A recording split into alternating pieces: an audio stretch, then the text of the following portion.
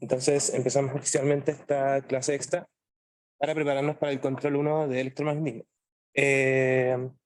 Bueno, si vieron el enunciado, pueden darse cuenta de que en realidad son solo dos preguntas, porque es lo que quizás vamos a alcanzar a hacer el día de hoy.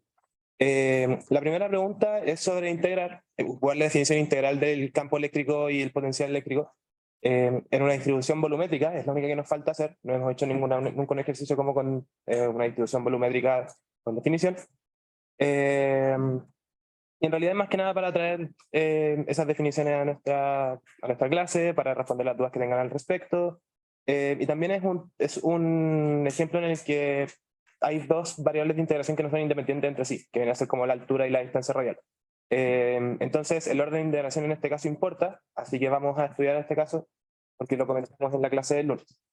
Y la pregunta 2 es una pregunta que combina varias cosas que se evalúan en el control en sí, que vienen a ser conductores, ley de Gauss, potencial eléctrico, campo eléctrico, etc.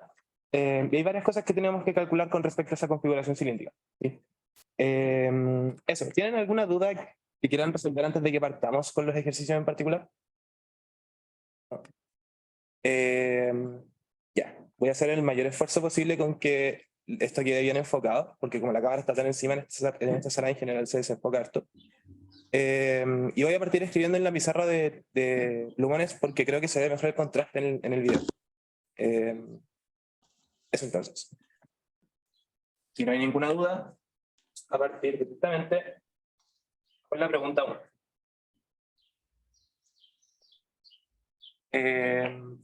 Entonces, en la pregunta 1 tenemos un cono, donde este cono tiene una base de radio R mayúscula y una altura igual a H mayúscula. Algunas variantes que pueden tener de este ejercicio son en las que en vez de darles el radio o la altura, les dan el ángulo del cono. ¿Okay? Con dos de esos tres datos, ustedes ya tienen caracterizado geométricamente el cono, así que en este caso en vez de darle el ángulo, les damos la altura.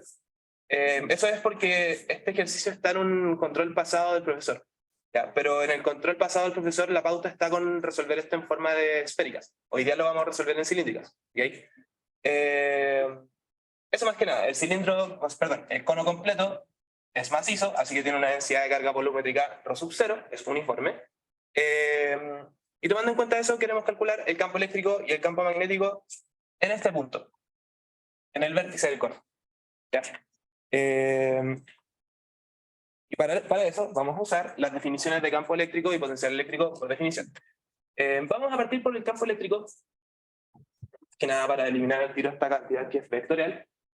Y por definición, este campo eléctrico, a través de la integral, lo calculamos como 1 partido en 4pi, epsilon 0, por la integral de el punto donde quiero calcular el campo eléctrico, menos la posición de un punto arbitrario de nuestra distribución de carga, todo esto dividido en el módulo de la resta de estos dos vectores al cubo, y esto integrado sobre todas las cargas puntuales de nuestra distribución. Entonces, las interpretaciones que tienen que saber. R es el punto donde queremos calcular el campo eléctrico. En este caso, entonces, R correspondería a este punto de acá, que lo vamos a poder escribir en forma de vector una vez que demos nuestro origen y nuestras direcciones con una base cartesiana, con una base vector normal, perdón. Y el de Q era lo que transformábamos según nuestra distribución de cargas, si es que era en una, dos o tres dimensiones, en una densidad de carga, ya sea lineal, superficial o volumétrica respectivamente, multiplicada por el diferencial correspondiente. Como en este caso tenemos un ejercicio que es volumétrico, el diferencial de cargas lo tenemos que escribir como la densidad volumétrica por un diferencial de volumen. Y bueno, yo les dije que en este caso vamos a resolver este problema con coordenadas cilíndricas, así que el diferencial de volumen que tenemos que ocupar es el diferencial de volumen de esas coordenadas, y corresponde a la distancia radial, que la vamos a ocupar como R minúscula, para no confundirnos con el ρ de la densidad. Esto por el diferencial del ángulo, eso nos da como un pequeño arco. Esto por el diferencial de radio, eso es avanzar una distancia radial perpendicular al manto del cono, del cilindro, perdón. Y luego esto multiplicado por una pequeña altura. Perfecto. Una pregunta. Entonces ahora, tenemos que escribir R y R' para poder calcular esa integral, y para poder escribir esos vectores tenemos que definir un origen y un set de vectores ortonormales.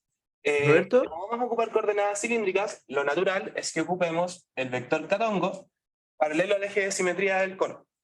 De tal forma que todos los discos que forman como este cono, sumándolos hacia arriba, son paralelos al plano XY. Y por lo tanto, cuando tengamos que integrar cosas asociadas al disco, podemos ocupar coordenadas polares.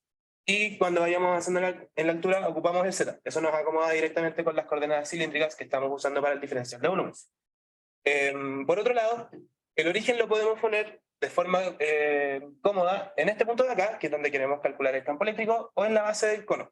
Puede ser cualquiera de las dos, y las dos van a ser exactamente, perdón, van a dar integrales igual de difíciles, porque ahí solo nos van a mover los límites de integración. Y para efectos de esta clase vamos a ocupar el origen en la base del cono. Que nada, para que podamos tener la relación geométrica de forma un poco más limpia. Entonces, ese va a ser nuestro origen.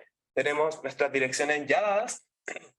Y por lo tanto, con eso ya podemos darnos una idea, perdón, ya tenemos una idea de cuáles son los vectores R y R', y ahora podemos escribirlos con los vectores que impusimos. Entonces, el punto en donde yo quiero calcular el campo eléctrico corresponde al vértice del cono, que en este caso está a una altura h del origen en la dirección catongo. Por lo tanto, vamos a tener que este vector de aquí es h mayúscula en catongo. Recuerden que en realidad este vector puede ser algo constante, puede depender de alguna variable que después vayan a ocupar, da lo mismo. Lo único que tienen que entender es que las cantidades que están asociadas a este vector son las cantidades que no se están integrando. ¿Sí? Las variables que aparezcan en esta parte de acá, o las cantidades que aparezcan aquí, son las cantidades que no van a aparecer en los diferenciales. Por otro lado, R' corresponde a un punto arbitrario de nuestra distribución de carga, y por lo tanto R' sí o sí tiene que depender de forma explícita o implícita de las coordenadas con respecto a las cuales estamos integrando. Entonces, un punto arbitrario del cono lo podemos representar usando la posición en coordenadas cilíndricas, porque para tener un punto cualquiera del cono, solo necesitamos saber a qué distancia del centro de este eje de simetría estamos y a qué altura con respecto a la base estamos. Por lo tanto, la posición de un punto arbitrario del cono la podemos escribir como una distancia radial en la dirección radial, eso nos da la distancia con respecto al eje de simetría, más una altura con respecto a la base. Y con eso podemos representar cualquier punto del cono. Ah, hay preguntas en el chat.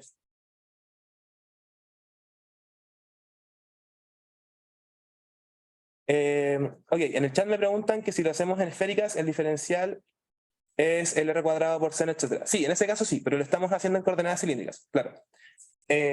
Como les dije, en una pauta que hay en la 9 mechona, esto está resuelto con coordenadas esféricas, y es porque en general los conos son fáciles de parametrizar en coordenadas esféricas, ya que si ustedes ocupan el cono invertido, el ángulo del cono, que es fijo, corresponde como al ángulo cenital, y entonces en ese caso ustedes tendrían como una posición fija.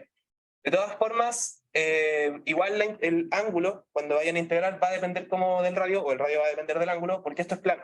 Ya no es como un arco la parte de abajo del cono, y por lo tanto una de las variables de integración igual va a depender de la otra. Esa dependencia entre variables queda mucho más cómoda en las coordenadas cilíndricas. De todas formas, vale la pena que vean la pauta que está en coordenadas esféricas.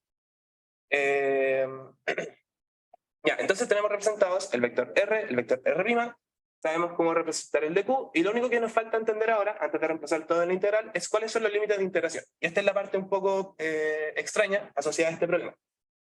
Entonces, como queremos recorrer todos los puntos del cono, necesitamos sí o sí movernos en todos los ángulos posibles alrededor del eje de simetría. Por lo tanto, el ángulo va a ir entre 0 y 2π. Eso es indiscutible. Por otro lado, entre la variable radial y la variable de la altura, la variable z, la que es más fácil de entender cuáles son sus límites de integración en este caso es la altura. Pero lo que nos podemos dar cuenta sí o sí en realidad es que para los límites de integración yo puedo escoger los límites de la altura fijo, pero en ese caso los límites del radio van a variar según la altura, o puedo escoger mis límites del radio fijo, pero en ese caso los límites de la altura van a variar. ¿Por qué? Porque si yo me pongo en distintas alturas con respecto a su origen a lo largo del eje de simetría, cuando yo vaya a integrar en este disco, que está a esta altura de acá, el radio máximo sobre el cual yo integro es distinto al de los otros discos a distintas alturas. Y eso es, y eso lo que nos dice entonces es que este radio máximo, ¿ya? El límite superior de la variable radial va a depender de la altura en la cual estoy. ¿Sí? Entonces, en ese sentido, lo que yo sé es que mis alturas van a ir variando entre 0 y h mayúscula. Y para cada uno para cada uno de los valores de esa altura, el límite superior de la variable radial va a ir cambiando. Por ejemplo, para la altura 0, el límite superior va a ser r. Para la altura h, el límite superior va a ser 0. Y entonces lo que tenemos que hacer ahora es encontrar esa relación geométrica, más que nada para ahora poder escribir aquí r pertenece entre 0 y r máximo que depende de 0. ¿Ya? Eso es lo que ahora lo escribí matemáticamente lo que estaba diciendo recién en palabras. La variable radial, o el límite superior, perdón, de la variable radial va a depender de la altura. Son discos con distintos radios. Y entonces lo que necesitamos ahora, para poder reemplazar todo el integral y empezar a integrar, es encontrar explícitamente esa relación. De todas formas, lo que tenemos que hacer siempre para poder evaluar las integrales o armar las integrales del electromagnetismo, ya lo hicimos hasta acá. Entonces, ¿hay alguna duda con respecto a cómo estamos armando hasta ahora la integral? Perfecto. Entonces, ahora pasemos a ver esta relación geométrica para poder encontrar el R máximo. Voy a intentar dibujar esto un poco más grande.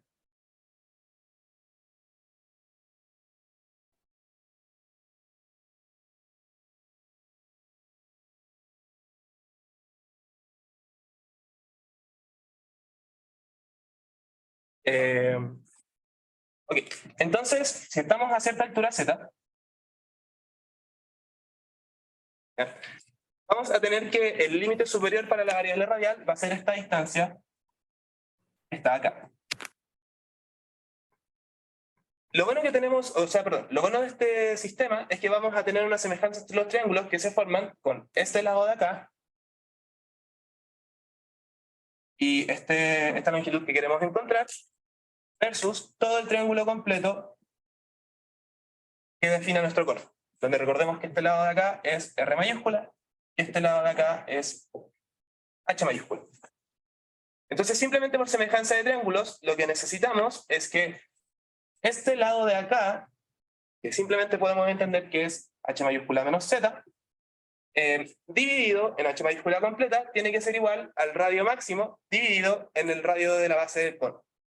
Y en ese sentido, entonces, la relación que tenemos es H mayúscula menos Z dividido en H mayúscula es igual al valor máximo de la variable radial a esa altura, y esto dividido en el radio de la base del cono.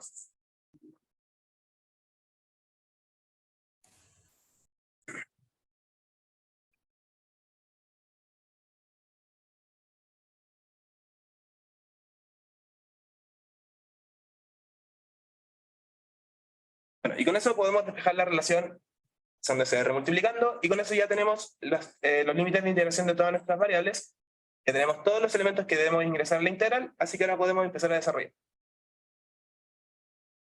Eso lo vamos a hacer en la siguiente pizarra.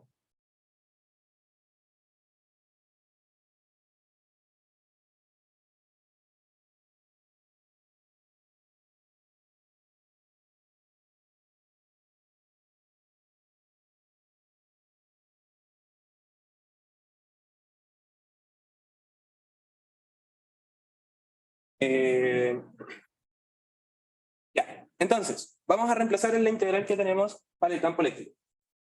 El campo eléctrico, entonces, en el vértice del cono, va a ser igual a 1 partido en 4pi epsilon 0. Vamos a tener una integral triple, porque es una integral de volumen. Y entonces, en el numerador tenemos que reemplazar la resta entre R y R'. Eso nos va a dar menos R en R tongo más H menos Z en K tongo. Todo eso dividido en el módulo de este vector al cubo, es decir, el módulo de menos R en R tongo más H menos Z en K tongo, esto al cubo, y esto por el diferencial de carga, por esta carga infinitesimal, que en realidad es ρ sub 0 por R por D phi. Y en este caso, el orden de los diferenciales importa, porque hay dos variables de integración que no son independientes entre sí.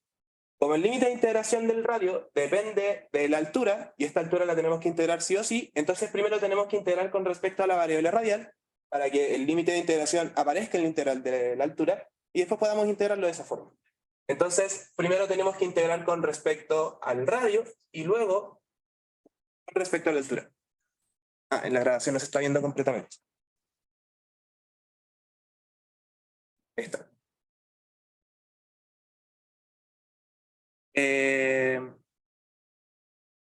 Perfecto. Y entonces los límites de integración van de la siguiente forma.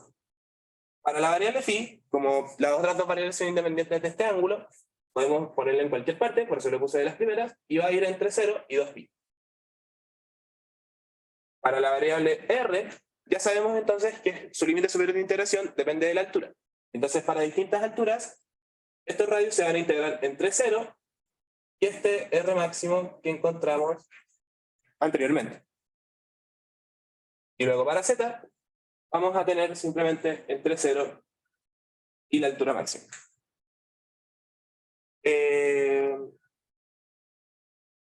Ok. Es súper importante que la integral quede expresada de esta forma, porque si, por ejemplo, pusieran un radio máximo como constante, por así decirlo, un radio que no dependa de la altura, en realidad van a estar integrando sobre un cilindro, más que sobre un cono. ¿Ya? Esta dependencia lo que hace es que, de nuevo, para distintas alturas, el límite superior se va acomodando de tal manera que geométricamente integramos sobre el dominio de un cono. Ok, de aquí en adelante lo único que tenemos que hacer es ir integrando, teniendo cuidado de mantener el orden de las integrales que interesan, ir eliminando los términos que se eliminan por simetría, que podemos ver eso físicamente o matemáticamente recordando algunas integrales especiales de algunos vectores unitarios, y después desarrollar lo que nos vaya quedando. Ya, primero que todo, el módulo de este vector de acá. Recuerden que como R tongo en este caso y K tongo son vectores unitarios de una misma base ortonormal, el módulo de este vector se puede calcular como la fórmula que usamos siempre. Entonces, en ese caso, este módulo sería R menos R al cuadrado, que es lo mismo que R al cuadrado, más toda esta componente en K tongo al cuadrado. Y esto elevado a 1/2, pero como está elevado al cubo aquí, esto nos queda a los 3/2. Por otro lado, esta integral la podemos separar en dos integrales a través de esta suma que está acá. ¿Ya? Y por lo tanto tendríamos una integral que tiene un R tongo dentro y que estamos integrando entre 0 y 2pi, y tendríamos otra integral que depende de K tongo. Una de esas dos integrales se tiene que hacer 0. ¿Cuál era la integral que se hacía 0? Que dependía de R tongo. Perfecto, ¿sí? Si no tenemos nada más en la integral que dependa del ángulo, solamente el R tongo, entonces esa integral directamente se va a hacer 0. Eso también lo pueden entender de forma física. Si ustedes ven el cono, de nuevo, como es una distribución de cargas uniforme, para cualquier carga que tengamos acá, vamos a encontrar una carga simétrica, de tal forma que su aporte en el vértice del cono se suma en el eje vertical y se elimina en el plano XY. Y por lo tanto, el campo eléctrico en ese punto sí o sí tiene que apuntar en K tongo solamente.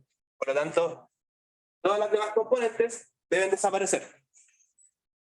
Ustedes en el control pueden ocupar el argumento geométrico, como el argumento físico para eliminar esa integral, o pueden ocupar el argumento matemático. Pueden usar cualquiera de las dos formas, pero un paso que siempre es útil como saltarse en el electromagnetismo es identificar estas integrales que van en la dirección radial, perdón, fijarse que nada más depende del ángulo, que en general eso pasa en este curso, y si eso pasa, entonces pueden eliminar la integral.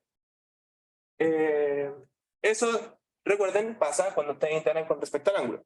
Eso entonces tiene que tomar en cuenta que después de ese paso eliminan esa integral.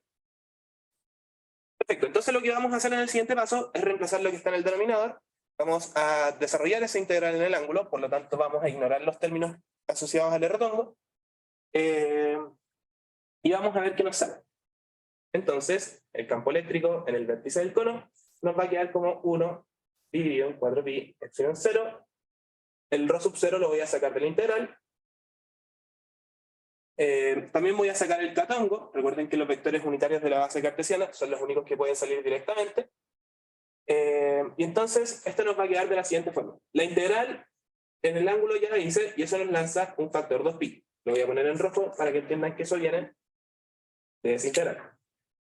Luego tenemos la integral entre 0 y h, la integral entre 0 y r máximo de z, ¿ya?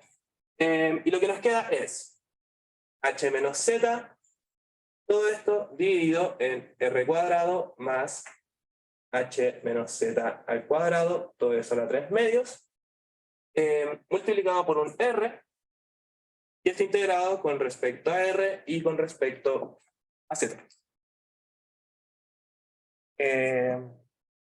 Perfecto. En este punto, en realidad, podemos seguir simplificando algunas cosas. Este 2pi acá se simplifica con este 4pi y nos queda un 2 en el denominador. Podemos como dejar aisladas las cosas que solo dependen de r para poder realizar esa integral, y entonces en ese caso esto nos quedaría de esta forma.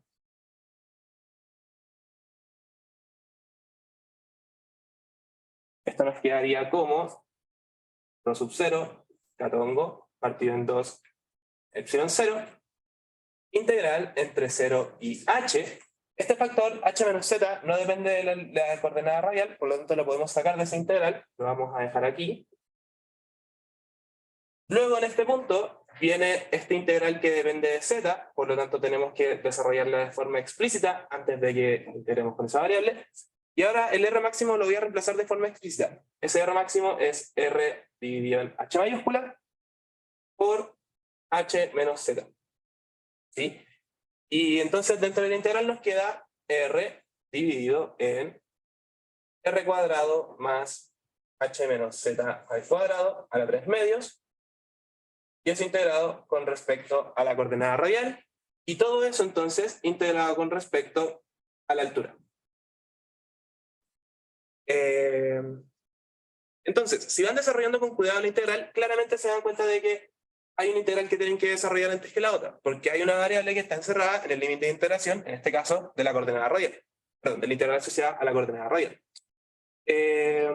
Bueno, y entonces ahora, esta integral, que es la que tenemos que resolver, es de las típicas integrales que nos han aparecido hasta ahora en el curso. Sí, tenemos la variable que tenemos que integrar con un exponente impar, y abajo tenemos este típico factor que es como r cuadrado más algo al cuadrado, y todo esto elevado a alguna potencia a la 1 medio. Perdón, con algún exponente de múltiplo de 1 medio. Y entonces lo que tenemos que hacer ahora es el típico cambio de variable que usamos para estas integrales hasta ahora, e ir desarrollando para obtener el resultado final de esa integral. Luego nos van a salir algunas cosas que dependen de z a partir del límite superior, y esas cosas las vamos a tener que integrar nuevamente con la otra variable.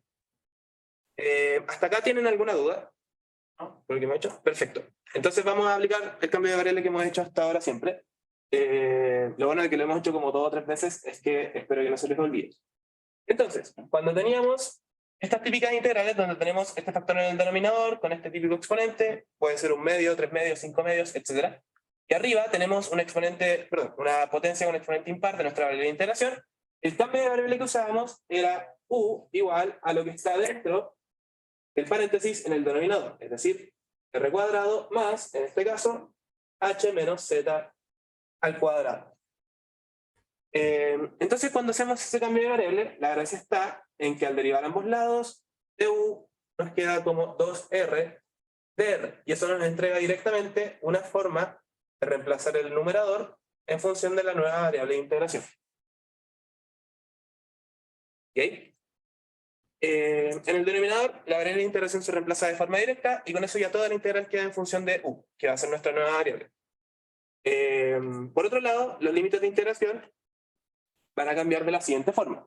Cuando r es igual a 0, que vendría a ser el límite inferior, u va a ser igual a 0 más este factor de acá. Es decir, u va a ser igual a h menos z al cuadrado.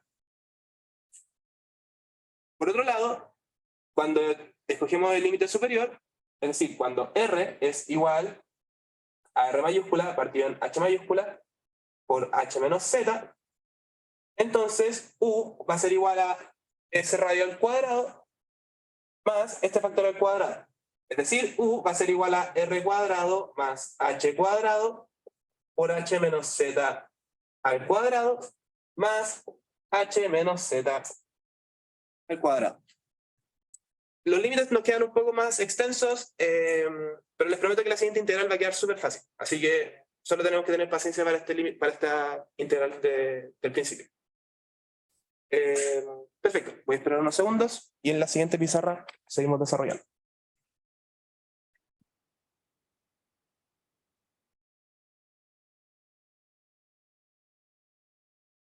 Lo siento si es que han habido... no. Hay dudas en el chat.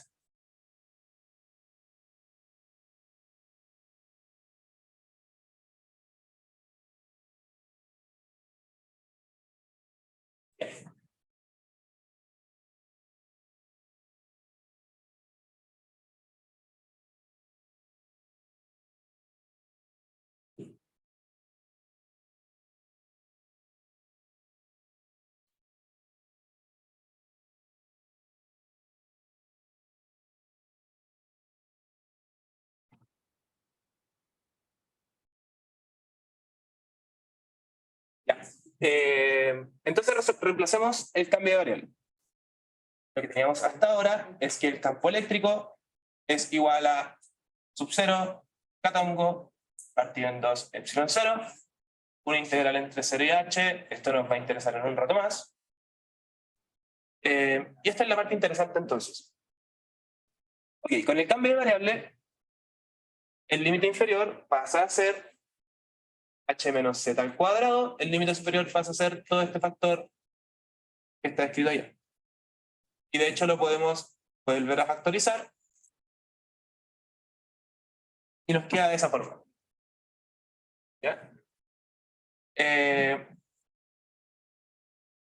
Ok, al reemplazar arriba nos va a quedar un medio por du y al reemplazar en el denominador nos va a quedar u a la 3 medios. Y acá afuera tenemos el dz.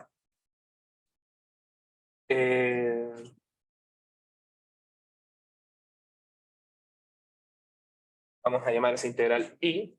Entonces, i, si lo ordenamos, nos va a quedar como un medio integral de estos límites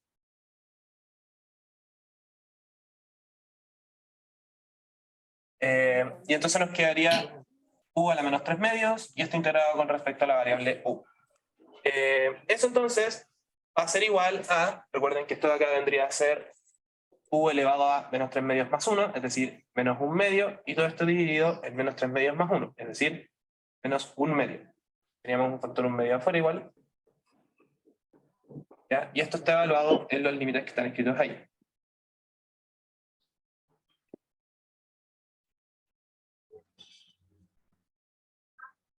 Eh,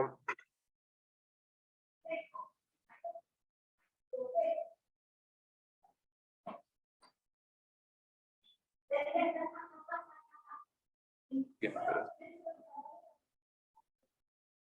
intentando que enfoque lo mejor posible.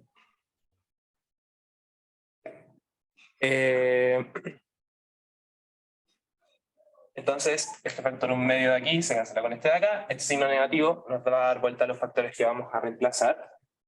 Esto entonces nos va a dejar como 1 partido en... Esto es la raíz cuadrada en el denominador, así que esto va a ser la raíz cuadrada de h menos z al cuadrado menos 1 dividido en la raíz cuadrada de r cuadrado partido en h cuadrado más 1, todo esto multiplicado por h menos z al cuadrado. Perfecto. Entonces, de nuevo, nos salen estos típicos resultados que han salido hasta ahora, donde tenemos la raíz cuadrada de algún número al cuadrado. Y como siempre les he dicho, lo que tenemos que considerar es que este tipo de cosas son el valor absoluto de lo que está elevado al cuadrado. En este tipo de casos es súper importante, o sea, queda mucho más claro porque es tan importante tomarlo en cuenta, ya que hay una resta acá, y por lo tanto, dependiendo cuál es el valor de z con respecto a h, este factor de acá, cuando sale de la raíz, puede estar dado vuelta o puede estar en el orden en que está mostrado ahora. Entonces, por eso mismo, en el caso general, ustedes tendrían que escribir esto como 1 dividido en el valor absoluto de h menos z, menos, y como en este caso tenemos solo lo mismo, pero multiplicado por este factor que está al principio, aquí también nos queda 1 dividido en la raíz cuadrada de r cuadrado partido en h cuadrado más 1, y todo esto multiplicado por el valor absoluto de h mayúscula menos z.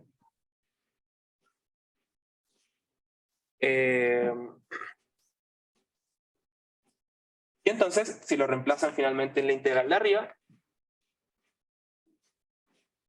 el campo eléctrico nos va a quedar como rho sub 0 por catongo partido en 2 epsilon 0 integral entre 0 y h, y en esta parte esta integral la vamos a dividir en 2 por estos dos factores de acá.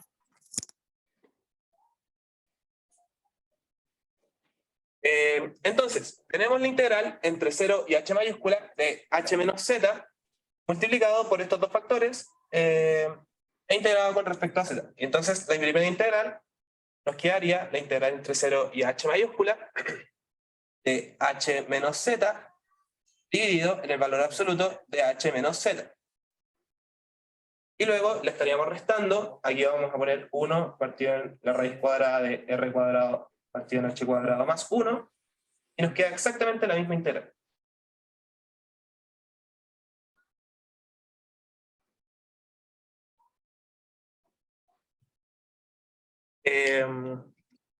Perfecto. Entonces, en este punto, para el caso general, si quisieran resolver esta integral lo mejor posible, lo que tendrían que hacer es dividir su dominio en dos partes. Aquellas partes en donde z es menor a h mayúscula, y por lo tanto saben exactamente cómo poner el orden de esto, y la otra parte en donde z es mayor a h mayúscula, y entonces saben exactamente el orden en cual poner este factor. Sin embargo, como en este caso, sabemos que todos los z's van a estar por debajo del punto en donde queremos calcular el campo eléctrico, porque todos los z's van a ser menores que la altura del vértice. Entonces sabemos que para nuestro caso, z siempre es menor o igual a h mayúscula. Por lo tanto, el valor absoluto de h menos z lo podemos escribir directamente como h menos z, para todos los valores de z en el dominio. ¿Ya?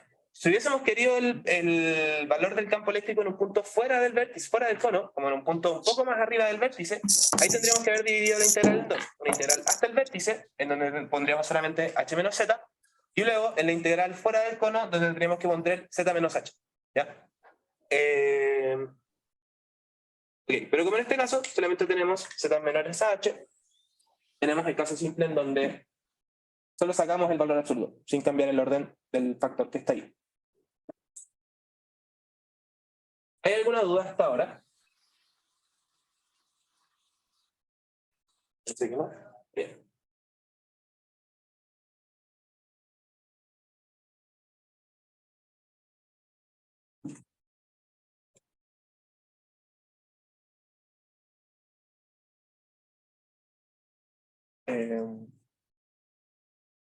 Ok, entonces, en virtud de que z es menor a h en todo el dominio, vamos a simplemente sacar los valores absolutos.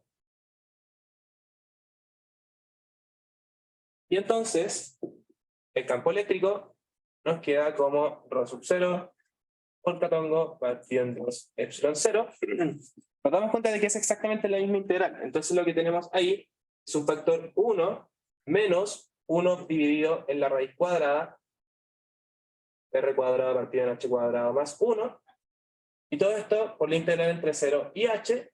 Y como tenemos h menos z dividido en h menos z, eso nos queda como la integral de 1.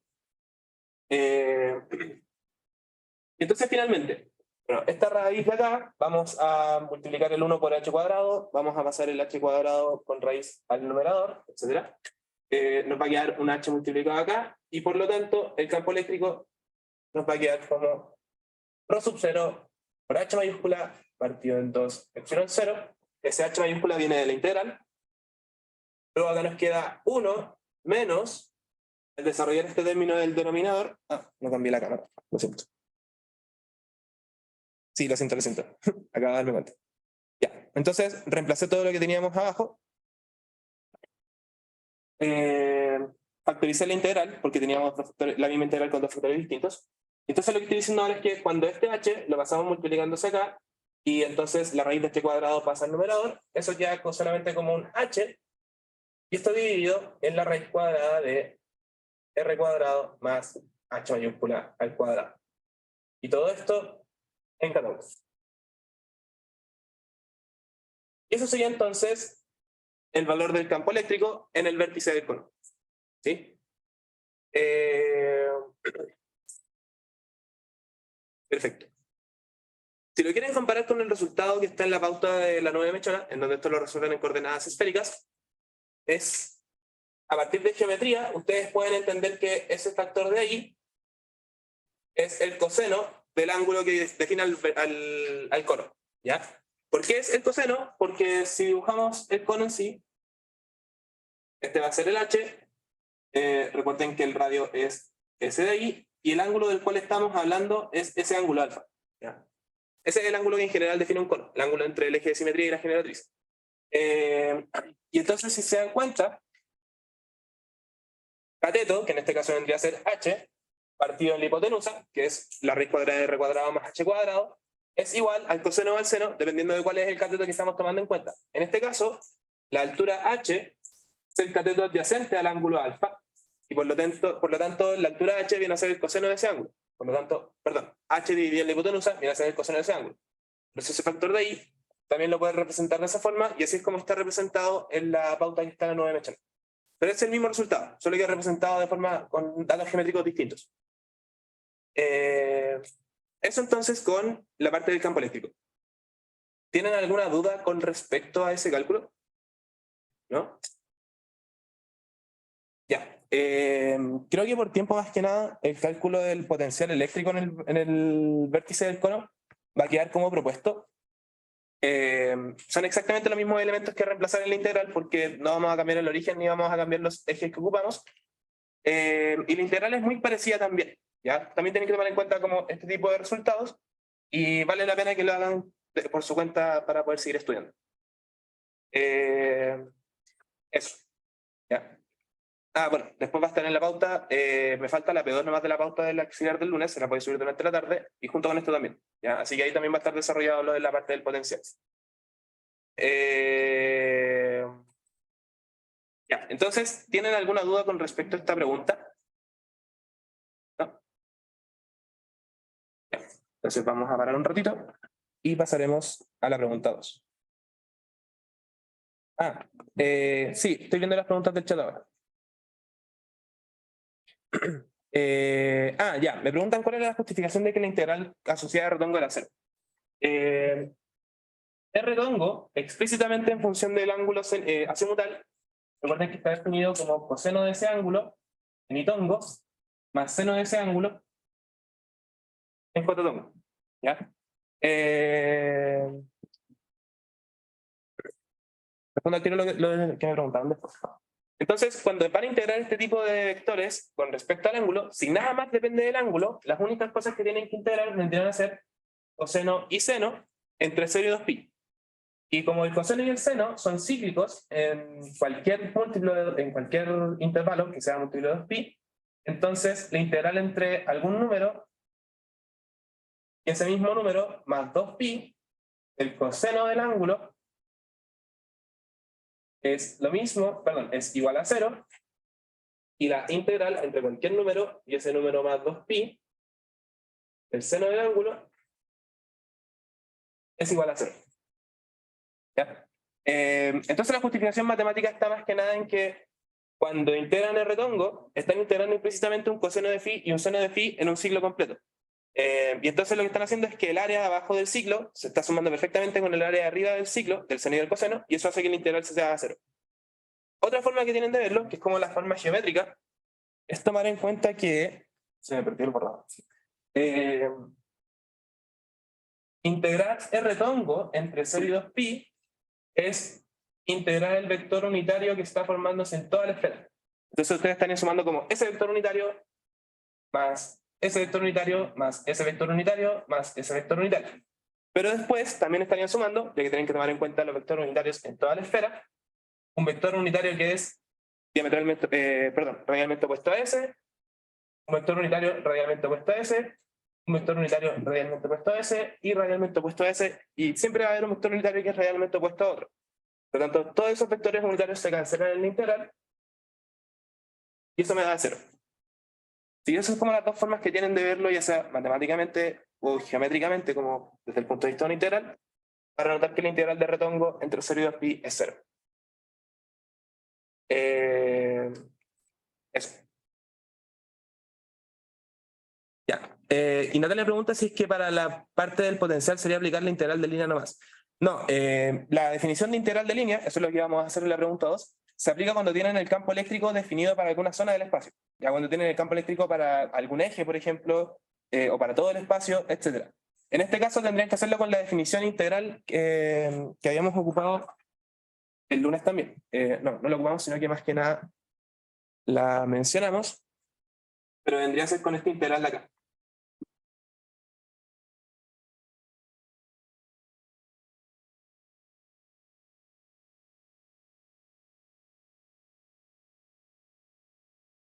Y con esa integral ustedes pueden calcular el potencial en el vértice del cono. ¿Ya? La otra integral que está hablando Natalia es la integral que está definida a través de una integral de línea cuando ustedes conocen el campo eléctrico. ¿Ya? Que es la integral, menos la integral, perdón, entre algún punto de referencia y el punto en donde quieren conocer el potencial, el campo eléctrico, de otro punto, un diferencial de línea. Pero esa solo se ocupa cuando ustedes tienen el campo eléctrico definido en alguna zona del espacio. Por ejemplo, si tuvieran el campo eléctrico a lo largo del eje completo del cono, ustedes podrían usar esa expresión para encontrar el potencial a lo largo del cono. ¿Ya? Pero como solo tienen el campo eléctrico en un punto, no pueden ocupar esa definición. Eso entonces con respecto a la pregunta 1. ¿Tienen alguna otra duda? La gente en la sala, la gente en Zoom. Perfecto. Entonces voy a borrar esta pizarra y pasamos a la pregunta 2.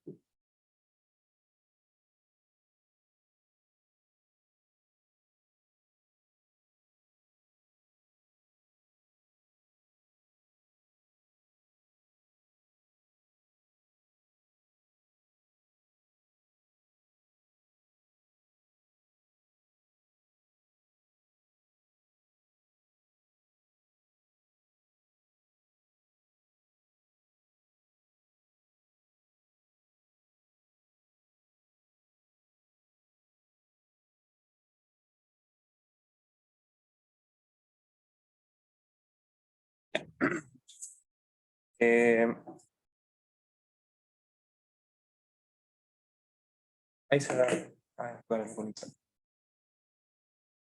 Lo voy a volver a reenfocar cuando escriban la pizarra, para la gente que está en Zoom. Ya. Entonces, pregunta 2.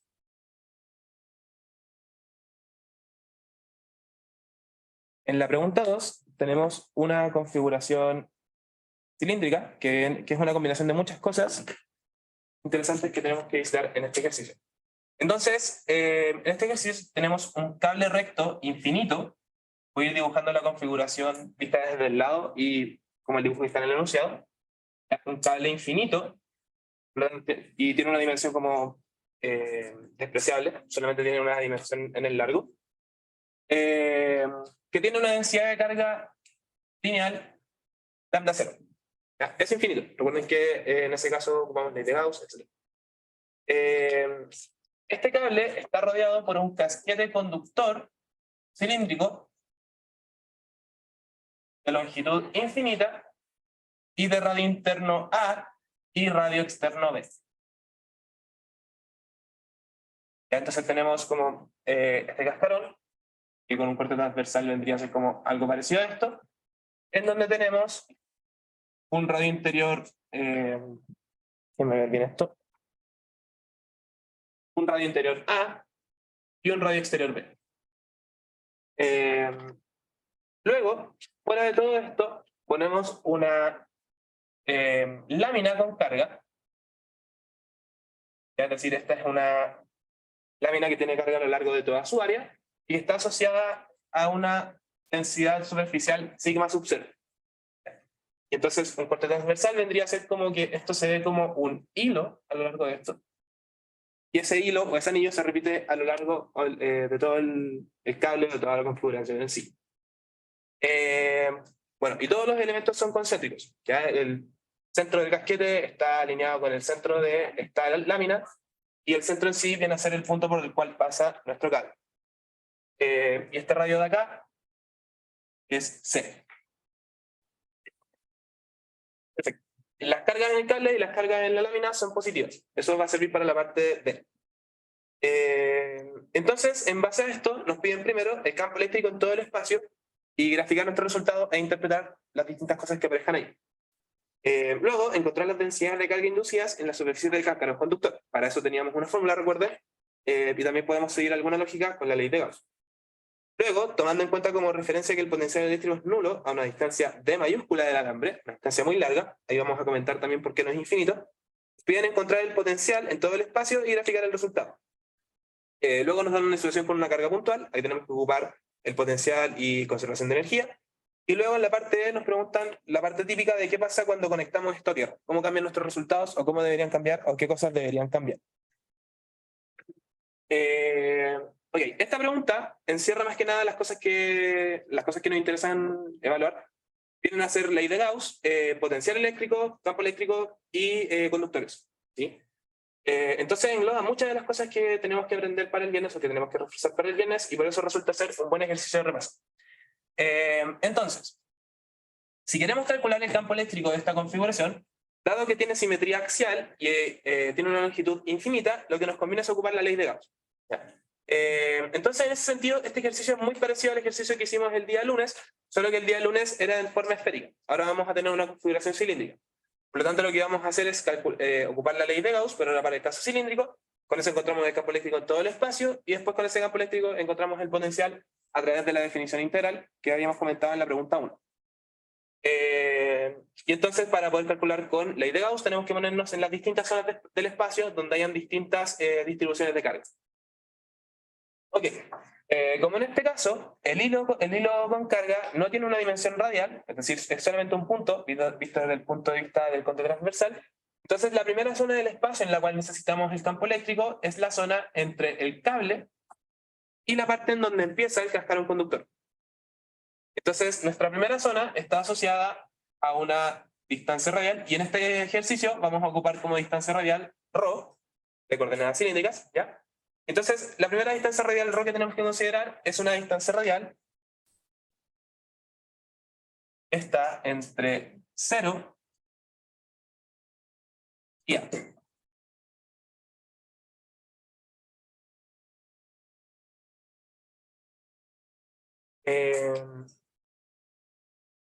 Perfecto. Entonces, entre 0 y A, que está visto en este dibujo, vendría a ser un cilindro gaussiano de esta forma. La carga que vamos a estar encerrando va a ser la carga asociada al hilo conductor.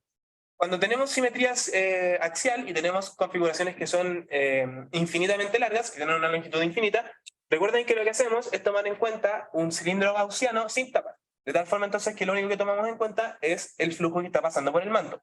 Ya que sabemos, por la simetría del sistema y por el hecho de ser infinito, que el campo eléctrico va a ir sí o sí perpendicular al eje de simetría. Por lo tanto, lo que nos conviene es ocupar este cilindro, y como la configuración es infinita, pero tenemos que tomar en cuenta cargas finitas para nuestros cálculos, tomamos un cilindro que tiene cierta longitud, pero esa longitud después va a desaparecer en nuestros cálculos. Tiene que desaparecer en nuestros cálculos, ¿ya? Perfecto. Y entonces recuerden, para la ley de Gauss, siempre partíamos con el mismo enunciado, en donde la integral cerrada, una superficie del campo eléctrico por un diferencial de superficie, es igual a la carga encerrada partida en epsilon 0. ¿Ya? Pero recuerden que para el caso de simetría axial, esta integral de acá directamente se transforma en 2 por pi por la posición radial por el largo del cilindro gaussiano por el valor del campo eléctrico en ese valor del radio. Y esto de acá entonces tiene que ser igual a la carga encerrada dividido en epsilon 0.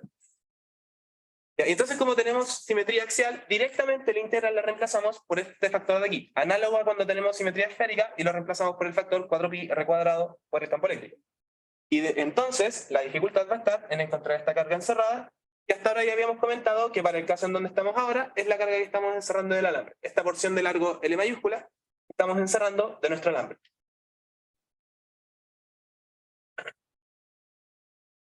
Ya.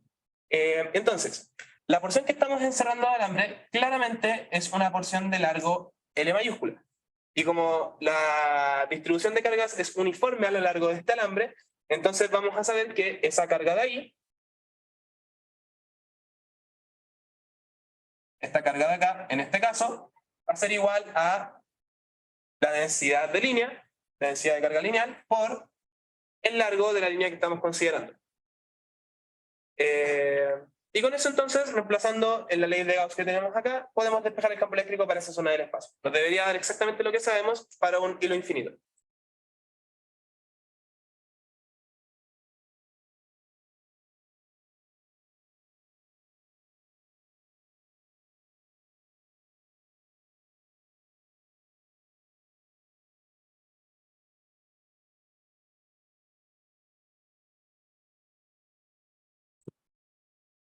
Eh,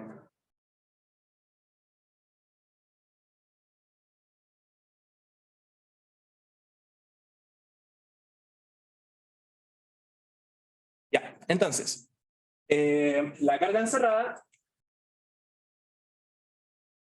es la carga asociada a la porción de alambre de largo L, por lo tanto, esto es igual a lambda 0 por L. Y entonces, a partir de la ley de Gauss, sabemos que 2pi por ρ por L por el campo eléctrico en ρ tiene que ser igual a la carga encerrada dividido en epsilon 0. En este punto del cálculo es donde esta longitud L debe desaparecer. Esa longitud no es un dato y jamás va a ser un dato para los ejercicios de ley de Gauss, así que en algún instante tiene que desaparecer. Y entonces, despejando la intensidad del campo eléctrico y recordando que por la simetría del sistema el campo eléctrico es radial, esto nos va a decir que el campo eléctrico a una distancia ρ va a ser igual a lambda sub 0 partido en 2pi epsilon 0 por ρ. Y como queremos el campo eléctrico como vector, y sabemos que en este caso tenemos simetría axial, esto va en la dirección radial. Y esto es para distancias radiales menores o iguales al radio A, que viene a ser el radio interior del casquete conductor. Ahí tenemos nuestro primer resultado.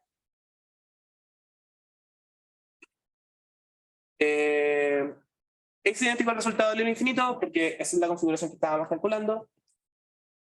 Así que todo es correcto.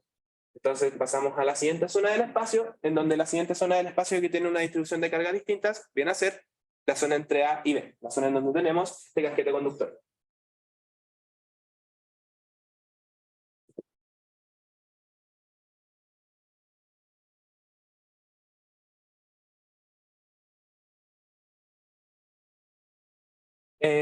Como en este caso, estamos dentro del material conductor, entonces directamente sabemos que en esta zona del espacio el campo eléctrico es cero. Eso es algo directo. Recuerden que esa es una de las cualidades principales de los conductores. En el equilibrio electrostático, el campo eléctrico dentro de ellos es cero y es porque no hay ninguna carga dentro de estos materiales. Entonces esto es para un R entre A y B, perdón. Ahí estamos usando la distancia radial. Se lo voy a cambiar de aquí.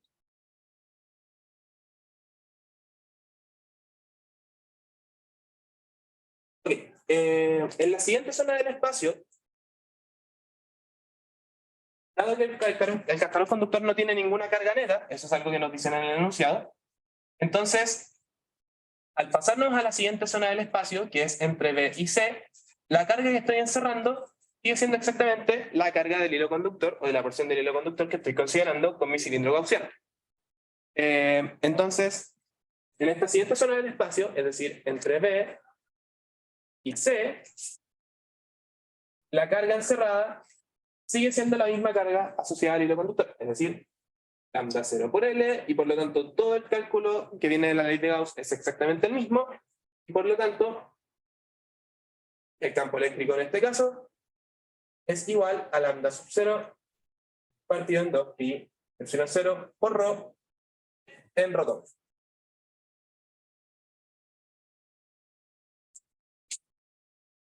Pero eso tiene sentido porque no estamos agregando ninguna carga una vez que pasamos a esa zona del espacio. Seguimos viendo solamente el cable. Y por último, tenemos que pasar a la siguiente zona, que es para una distancia radial mayor a C.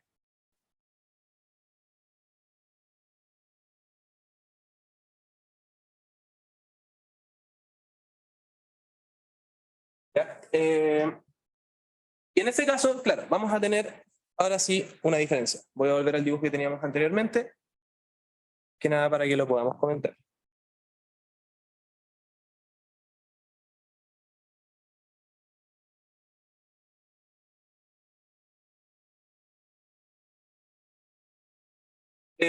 Para el caso en el que estemos lo más exterior posible, es decir, para un cilindro gaussiano con este radio,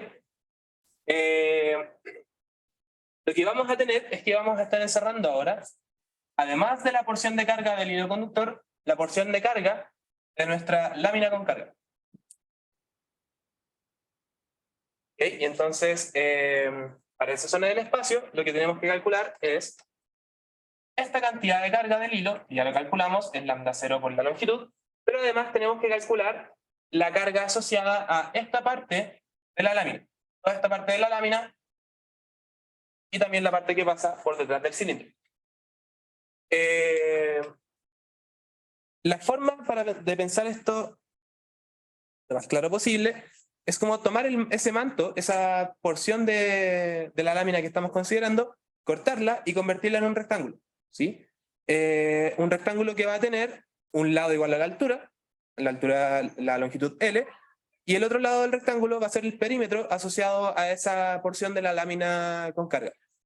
Y entonces, tomando en cuenta eso, en esta parte, la carga encerrada va a seguir siendo la parte asociada al hilo conductor, ¿ya? Más la parte que está asociada a esta distribución de carga superficial. Entonces, ese sigma sub 0 lo tengo que multiplicar por el área asociada a esta porción de la lámina con carga, que yo les dije que era un rectángulo de lados L por el perímetro de la lámina con carga.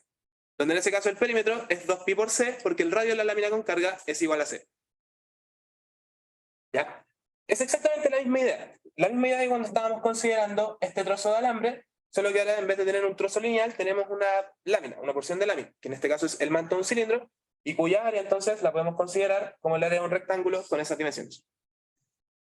Y eso es todo. No hay nada más que cambie, más que agregar esta porción de carga. Por lo tanto, en los cálculos asociados a la ley de Gauss, lo único que cambia es lo que está en este numerador. Y entonces, eso nos permite escribir el campo eléctrico de forma rápida, porque solo tenemos que cambiar lo que está en el numerador. Y eso nos dice que en este caso el campo eléctrico es lambda 0, el L, recuerden que se cancela cuando lo igualamos en la ley de Gauss, más 2pi por c por sigma 0, y todo esto dividido en 2pi epsilon 0 por rho en rotondo. Y con eso entonces tendríamos el campo eléctrico en la zona más exterior del sistema, y con eso completamos el cálculo del campo eléctrico en todas las zonas del espacio.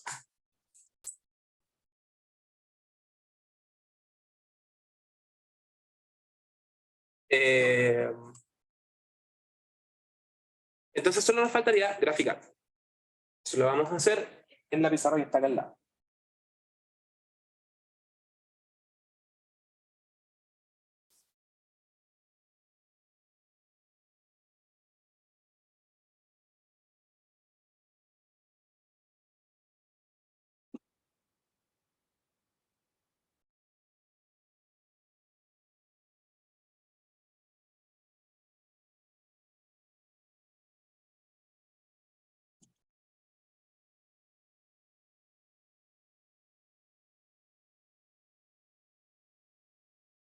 Ya, entonces vamos a graficar ahora.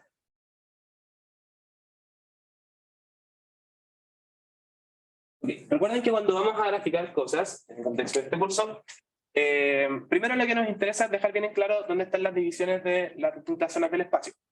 Entonces, en este caso tenemos que dejar bien en claro en dónde está A, en dónde está B, y en dónde está C, y representar perfectamente lo que pasa entonces en estas distintas zonas del gráfico. Una de las cualidades más importantes a representar es el hecho de si el campo eléctrico es o no continuo en las distintas zonas. Recuerden que el campo eléctrico puede ser discontinuo, no así el potencial electrostático.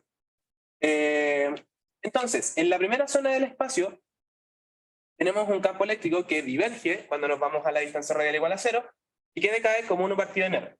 Entonces lo que tenemos en esta zona del espacio es algo de este estilo. Cuando llegamos a R igual a A, pasamos a la zona en donde está el cascarón conductor y por lo tanto el campo eléctrico inmediatamente pasa a ser 0.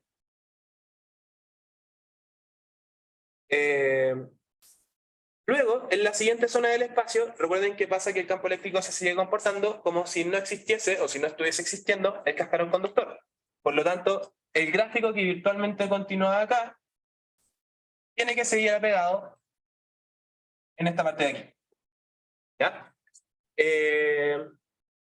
Y por último, cuando llegamos a la parte C, justo en esta zona del espacio estamos agregando, como por sorpresa quizás, o sea, como por así decirlo, una carga extra.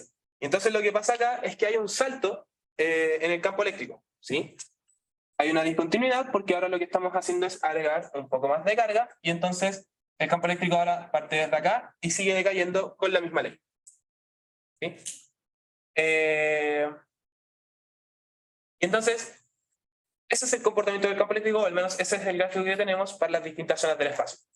Recuerden que el campo eléctrico puede ser discontinuo, así que este gráfico está correcto. Este tipo de comportamientos está correcto. Okay, ¿tienen alguna duda con respecto a este resultado? ¿No? Más que nada, para que conceptualmente lo entiendan, las discontinuidades del campo eléctrico entonces aparecen cuando nos enfrentamos a conductores o cuando de la nada, como en la zona del espacio, se ingresan nuevas cargas a través de configuraciones que son discretas, por así decirlo, para la variable en la cual estamos avanzando. Por ejemplo, en este caso, para la variable radial, esta lámina cilíndrica es básicamente como una discontinuidad. Aparece como un punto en el espacio, un punto para un ángulo fijo, como un punto con carga. Entonces nos agrega como un salto en nuestro campo eléctrico. Esos son los casos en donde pueden haber discontinuidades. Ya, si no hay dudas con respecto a la parte A, entonces pasamos a la parte B, donde en este caso la parte B va a ser relativamente sencilla. Entonces, parte B. En la parte B entonces nos preguntan por las densidades de carga inducidas en todas las superficies del cascarón conductor. Perfecto. En este ejercicio entonces teníamos nuestro cable, el cascarón conductor, ¿ya? Y nuestra lámina cargada. Recordemos entonces que en todas las superficies de nuestro conductor se van a inducir cargas, o al menos ese es el caso general. Por lo tanto, para el efecto de este ejercicio deberíamos buscar o indagar qué pasa con las densidades de carga que se inducen en esta superficie del cascarón conductor y en esta superficie del cascarón conductor. Y para encontrar esas densidades de carga, en el caso de los conductores, recordamos que existe una expresión, la cual nos dice que la densidad de carga inducida en esa superficie, en la superficie del conductor, va a ser igual a epsilon 0 por el valor del campo eléctrico en el borde del conductor, ¿sí? Y todo esto, producto punto, el vector normal que está saliendo del conductor en ese punto, ¿ya? Es súper importante entonces que recuerden que este vector unitario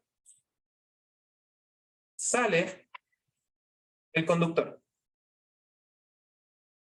¿Ya? Y esa cualidad es importante recordarla porque nos va a estar entregando el signo asociado a la densidad de carga que se está induciendo en cada cara, ¿sí? Y entonces, por ejemplo, para el caso de este ejercicio, vamos a tener lo siguiente. El campo eléctrico va siempre en la dirección radial. Por lo tanto, el vector unitario que tenemos que considerar es el vector unitario radial, que también corresponde en realidad al vector que es perpendicular a cada una de las caras de nuestro cascarón conductor. Sin embargo, para la cara interior, el vector unitario que sale del cascarón conductor es menos rotongo. Mientras que para la cara exterior es rotongo. ¿Ya? Y eso es súper importante porque, de nuevo, eso nos entrega el signo de la densidad de carga que se está induciendo. Perfecto. Entonces, con esta expresión, calcular las densidades de carga es relativamente sencillo. Vamos a partir con la densidad de carga que se induce en la parte, en el radio ρ igual a. Entonces, para ρ igual a, vamos a ocupar la expresión que viene desde acá, claramente, porque tenemos que ocupar la expresión que es distinta de 0 para el campo eléctrico. Y esto mismo, viendo el gráfico también, es claro darse cuenta de que el vector unitario que tenemos que coger es menos rotongo, porque así ya está apuntando la zona de campo eléctrico que estamos considerando. Bueno, en esa zona del espacio, si evaluamos el campo eléctrico en ρ igual a, esto va a ser igual a epsilon 0 por lambda sub 0 partido en 2 pi epsilon 0 por a, esto en rotongo, y dijimos que para esta superficie el vector unitario que está saliendo del conductor perpendicular a él es menos rotongo. Entonces, epsilon sub 0 se simplifica, rotongo por auto.rotongo es igual a 1, y eso nos dice directamente que la densidad de carga superficial que se induce en ρ igual a es menos lambda 0 partido en 2 pi por a.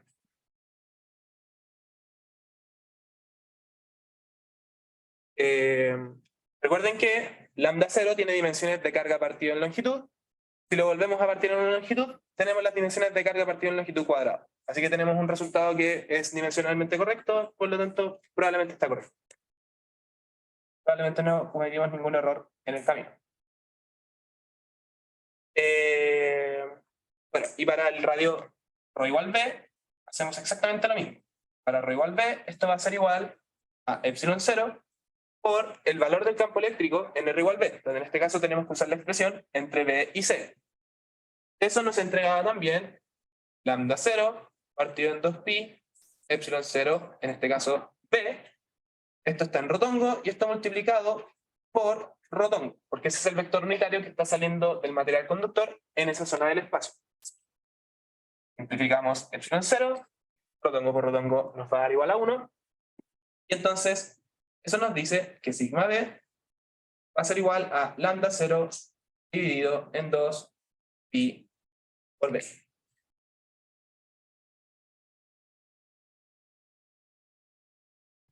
Y esas son las dos cargas que se están induciendo en el cascarón conductor, porque solamente tiene dos superficies.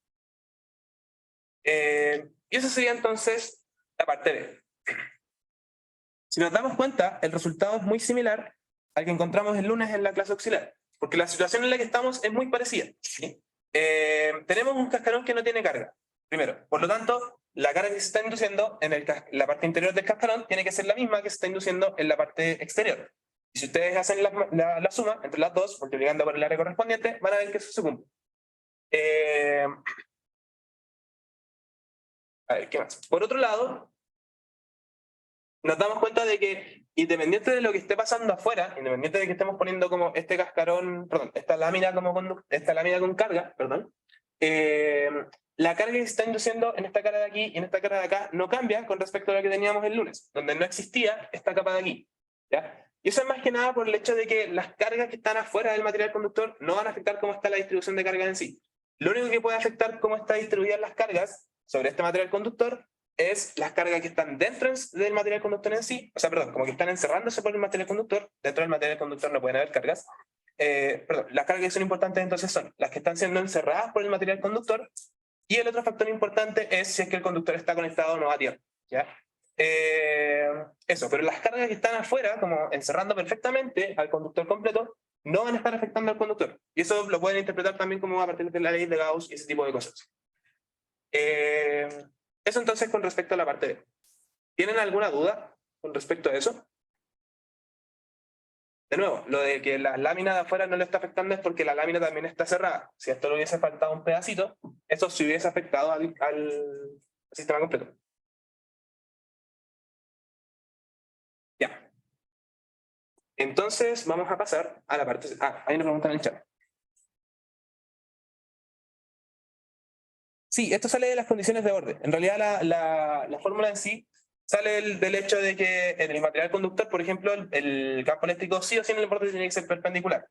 Y en base a ese campo eléctrico, y lo que ustedes hacen como con la ley de Gauss y un cilindro justo en el borde, pueden calcular como que la densidad de carga tiene que ser lo que estamos anotando acá. Pero sí, la fórmula viene de las condiciones de borde. Pero la pueden ocupar directamente, la pueden aplicar directamente. Ya, entonces vamos a pasar a la parte C, en donde nos dicen, Tomando como referencia que el potencial eléctrico es nulo a una distancia d mayúscula del alambre, donde esta distancia es mucho mayor que el radio c, encuentra el potencial eléctrico en todo el espacio y grafique su resultado. Ya.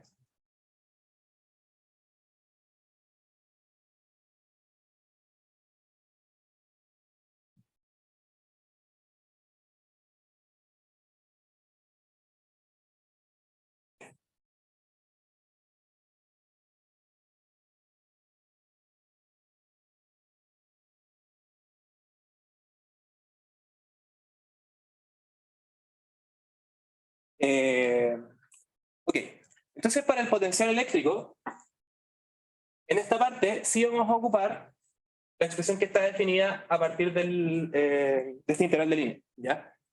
Esa expresión, de nuevo, como les dije antes, es útil ocuparla cuando ustedes tienen su campo eléctrico para alguna zona del espacio en sí, como para alguna zona completa del espacio, su campo eléctrico dependiendo de alguna variable. En el caso que tengan el campo eléctrico en un solo punto, eso no vale porque solo tienen el campo expresado en un solo punto. Pero el caso en el que más sirve calcular el potencial a partir de esta expresión es cuando ya tienen el campo eléctrico en todo el espacio, porque ya es simplemente como reemplazar y empezar a integrar. Entonces, la expresión que vamos a ocupar para el potencial en este caso es la expresión que es igual a menos la integral entre algún punto de referencia y el punto en donde quiero conocer el potencial del campo eléctrico producto punto un diferencial de línea. Ok, en esta expresión el vector R se interpreta como el punto en donde queremos el potencial eléctrico.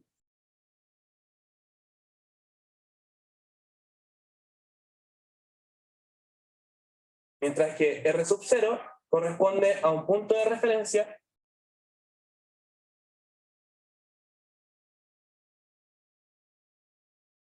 donde el potencial es 0.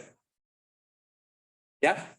En realidad, esta definición viene como de una diferencia de potencial. Lo que estamos calculando acá es la diferencia de potencial entre este punto del espacio y este punto de acá. Entonces, virtualmente lo que aparece acá también es como un menos P de R sub 0. Pero para poder tener el potencial definido como en un solo punto del espacio, lo que decimos es, ok, en ese punto de referencia el potencial es 0. Y por eso está definido de esa forma. ¿Ya? Pero a priori ese punto puede ser cualquiera, porque lo que nos interesa en física y lo que nos interesa en nuestros resultados de los ejercicios, etcétera, y eso es lo que van a darse cuenta en la parte D, son las diferencias de energía, más que, las diferencias de potencial más que el potencial en sí. Por lo tanto, definirlo con un punto de referencia arbitrario no es ningún problema.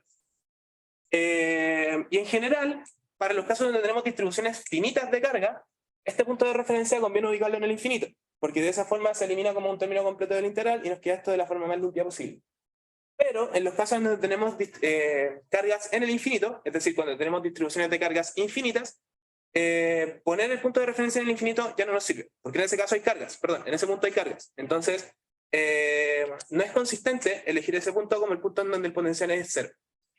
Entonces, lo que se hace, y esto pasa sobre todo en los casos donde tenemos coordenadas cilíndricas, donde tenemos simetría axial, es definir el punto de referencia en donde B es igual a 0 en cualquier otro punto del espacio, que en general conviene que sea un punto del espacio lo más afuera posible de su sistema. Por eso mismo, en este caso, lo que vamos a decir es que en un punto en rotongo, ese potencial se hace 0. ¿Ya? Y por eso mismo estábamos diciendo que ese D tiene que ser mayor a C, como tiene que estar afuera de todo nuestro sistema. Entonces, D mucho mayor a C. Tiene que estar afuera de nuestro sistema. Y el hecho de que sea mucho mayor, lo vamos a ver después en una aproximación. Ok, primero que todo. Lo otro, la ventaja que tenemos también de tener el campo eléctrico en todo el espacio es que sabemos que el campo eléctrico solamente va en rotongo. Por lo tanto, sabemos que el diferencial de línea que tenemos que ocupar en este caso es un d-rho en rotongo. ¿Sí? Solamente vamos a estar avanzando en la dirección radial para integrar porque todas las líneas de campo eléctrico van en la dirección radial. Así que si queremos integrar una de esas líneas de campo para conocer el potencial, nos basta con tomar en cuenta solamente esa dirección. Perfecto, entonces tomando en cuenta eso, cuando desarrollemos este potencial para alguna distancia radial ρ en el espacio, esto yo lo voy a poder encontrar si es que calculo esta integral entre D y ρ, y en este caso lo que nos va a quedar es la intensidad del campo eléctrico integrada con respecto a ρ. ¿Ya? Entonces, para el caso general, lo que estamos haciendo acá es lo siguiente. El campo eléctrico sabemos que va solamente en la dirección radial. Por eso ocupamos un diferencial de línea que va solamente en la dirección radial. Nuestro punto de referencia está a una distancia radial d, esa es la variable de integración, y queremos calcular el potencial en una distancia ρ arbitraria. Perfecto. Este signo negativo lo puedo quitar si es que doy vuelta a los límites de integración, y entonces el potencial para una distancia radial ρ, en este caso, lo voy a poder calcular como la integral entre ρ y esta distancia d, del campo eléctrico con respecto a ρ. Donde acá, recuerden, podemos poner como primas para no confundirnos con lo que está acá afuera, pero ya sabemos que al final lo que va a resultar va a depender de ρ. Tiene que salir ρ como una variable. Perfecto, y entonces para las distintas zonas del espacio, lo mismo que hicimos el lunes, vamos reemplazando, según lo que encontramos en la parte A, las distintas expresiones para el campo eléctrico en las distintas zonas del espacio. Con eso, mientras vayamos avanzando hacia zonas más exteriores de nuestro sistema, vamos a ir eliminando integrales, y después de todo ese cálculo vamos a tener las expresiones en cada zona del espacio para este potencial. Tenemos que ir cuidando nuestros cálculos también, que el potencial vaya siendo continuo. Esa es una cualidad súper importante desde el punto de vista matemático para esa función. Y también tomar en cuenta entonces nuestra condición de que en D el potencial se hace cero.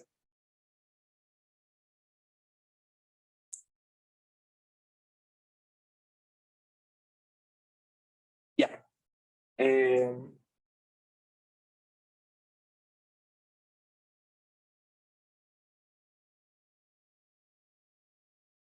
Entonces,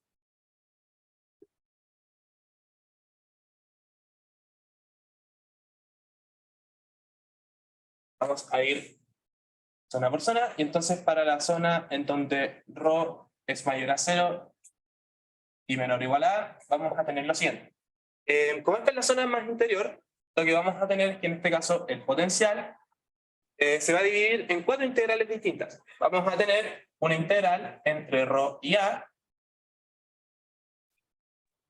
más una integral entre A y B, más una integral entre B y C, y luego una integral entre C y D mayor. ¿Ok? Perfecto. La ventaja que tenemos en este caso, por ser un superconductor, está en el hecho de que esto siempre se va a hacer cero. Que el campo eléctrico en esa zona del espacio es cero. Por otro lado, la expresión para el campo eléctrico en esta zona del espacio y en esta zona del espacio es exactamente la misma, por lo tanto las integrales asociadas a esas zonas son idénticas. Y lo único que vamos a tener que cambiar son los límites de integración. Y la de acá también tiene un comportamiento similar, así que lo único que va a cambiar va a ser la constante que les acompaña. Tomando en cuenta eso, ¿ves? El potencial en este caso nos va a quedar como lambda 0 partido en 2pi epsilon 0 integral entre ρ y A de ρ partido en ρ. Tenemos exactamente lo mismo, pero en este caso entre B y C. Y luego tenemos algo muy similar, solo que cambia la constante, en este caso el lambda 0 más 2pi por C por sigma 0. Todo esto dividido en 2pi epsilon 0 y acá integrado entre C y D de ρ partido en ρ. Es exactamente la misma integral para las tres zonas, así que el resultado va a ser análogo. Y hay una parte importante que tenemos que comentar acá. Si es que el punto que hubiésemos usado de referencia para que el potencial fuese 0 fuese el infinito, entonces en esta parte, esta integral de acá iría hasta infinito. ¿Ya? Pero la integral hasta el infinito de 1 partido en ρ diverge. Por lo tanto, en ese caso, lo que tendríamos sería como un resultado igual a infinito. Por eso en los casos en donde tenemos cargas en el infinito, Hola, ¿se escucha? donde, por ejemplo, tenemos cables infinitos y ese tipo de cosas, el punto de referencia en el infinito no nos sirve, porque eso hace que el potencial se indefina. ¿Ya? Por eso tiene que ser algún otro punto en el espacio, y en particular el más conveniente es el que esté lo más exterior posible de nuestro sistema. Eso era un comentario para que entendiera por qué no se ocupa el infinito en los casos cilíndricos. Ok, bueno, después de desarrollar todo esto, lo más posible, voy a escribir el resultado. Oh, no, está súper... Perdón. Está muy... Ahí está. Ya,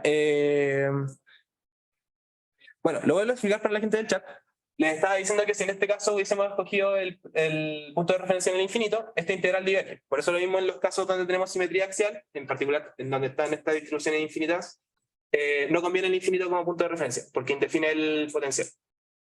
Ya, entonces, en este caso, el potencial nos queda súper sencillo. Esto es igual a...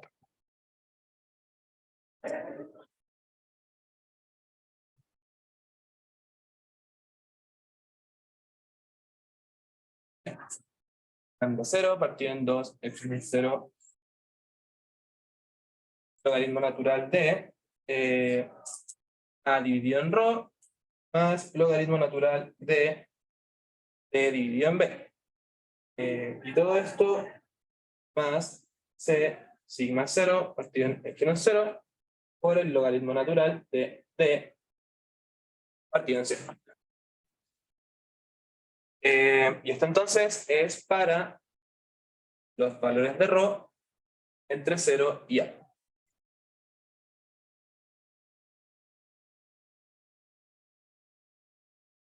Ok. Y recordando lo que pasó el lunes, cuando nos vayamos moviendo a las distintas zonas del espacio, lo que va a pasar es que vamos a ir eliminando cada vez la primera integral que teníamos, y para la segunda integral que teníamos anteriormente, el límite inferior cambia por ρ, en este caso. Y así nos vamos moviendo a lo largo de todas las integrales. ¿Sí?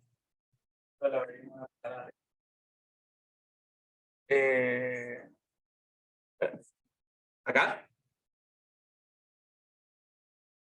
Espera. No, es que fue porque lo junté con esta parte de acá, como con este factor de aquí, y tenías como este factor por logaritmo de C partido en B, se eliminaron como el logaritmo de C. Ya, entonces, como les estaba comentando, cuando nos vamos moviendo a distintas zonas del espacio, lo que hacemos es eliminar la primera integral del cálculo anterior, y para la segunda integral del cálculo anterior, el límite inferior es ρ. Y así nos vamos moviendo a las distintas zonas del espacio, y así podemos calcular el potencial en todo el espacio. La parte más importante era más que nada discutir esto del límite, ¿sí? Y que entiendan entonces que en los casos donde tenemos cargas en el infinito, no podemos ocupar el potencial en el infinito igual a 0. ¿Sí? Que vienen a ser, para el contexto de este curso, los casos con simetría axial. Eso. Por efectos del tiempo. Teníamos una pregunta en el chat. Natalia, eso es porque recuerda que por definición nos están preguntando por qué, si es que estamos calculando el potencial para una zona interior, estamos considerando como el campo eléctrico en todas las demás zonas. Eso es porque recuerden que el potencial se define como el trabajo necesario para traer una carga desde el punto de referencia hasta el punto en donde estamos calculando el campo eléctrico. Entonces, en este caso, por ejemplo, estamos calculando el potencial en un punto de acá. Entonces, ese potencial se define como el trabajo realizado para traer una carga desde acá hasta este punto. ¿Ya? A través de una línea radial, eso sí, pero el tema está en que para poder ir desde este punto hasta este punto, tengo que pasar por todas las otras zonas del espacio. Por eso mismo se ocupa el campo como en todas las demás zonas del espacio. Porque para traer esa carga, por la definición del potencial, tengo que pasar por todas esas zonas y todos esos campos eléctricos me están afectando. Ya, perfecto, se entendió. ¿Sí?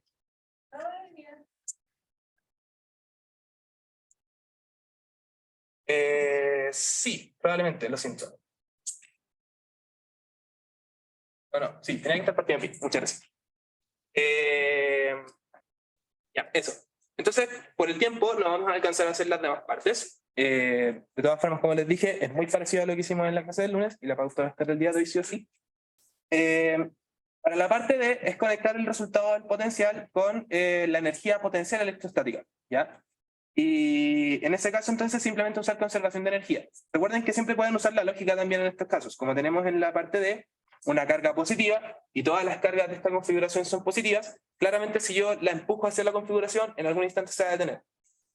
Y entonces, calcular en qué distancia se va a detener y todas esas cosas, o las condiciones para que se detenga, se hacen con trabajo de energía o con conservación de energía.